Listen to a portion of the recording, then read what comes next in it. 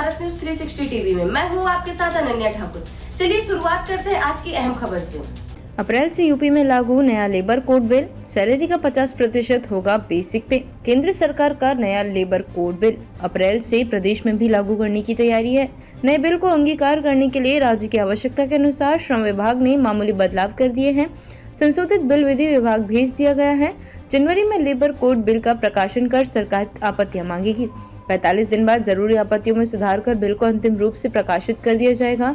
इसके साथ ही नए बिल का अनुपालन अनिवार्य हो जाएगा। 29 सेंट्रल कोड को सरकार ने समेट कर 4 कोड में कर दिया है।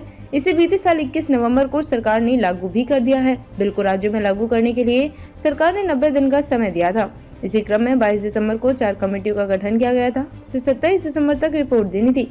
कमेटी की रिपोर्ट के आधार पर बीते 9 जनवरी को श्रम विभाग ने बिल को मामूली बदलावों के साथ विधि विभाग को करेक्शन के लिए भेज दिया है। केंद्र के विभागों में केंद्रीय बिल के नियमों और राज्य के विभागों में राज्य के नियमों का अनुपालन कराया जाएगा। नए लेबर कोड बिल में कर्मचारी को नियुक्ति पत्र देना अनिवार्य होगा। कंपनी किसी कर्मचारी की नियुक्ति स्थायी, अस्थायी, संविदा, दिहाड़ी या आउटसोर्सिंग किसी भी रूप में करती है तो नियुक्ति पत्र देने की बाध्यता होगी। अभी कंपनियां नियुक्ति पत्र देने में आनाकानी करती हैं। नियुक्ति पत्र में सेवा शर्तों के साथ वेतन की जानकारी लिखी होगी। इसके अलावा ग्रेच्युटी के लिए फिक्स टर्म एम्प्लॉयमेंट का प्रावधान बनाया गया है। कोई कर्मचारी जितने दिन काम करेगा उतने दिन की ग्रेच्युटी कर्मचारी को देनी होगी। ईपीएफ और एएसआई का लाभ हर हाल में देना होगा। कंपनियां ईपीएफ में हिस्सेदारी से बचने के लिए अपने कर्मचारियों का बेसिक पे कम रखती हैं, जबकि कर्मचारियों का वेतन बेसिक पे का कई गुना अधिक होता है।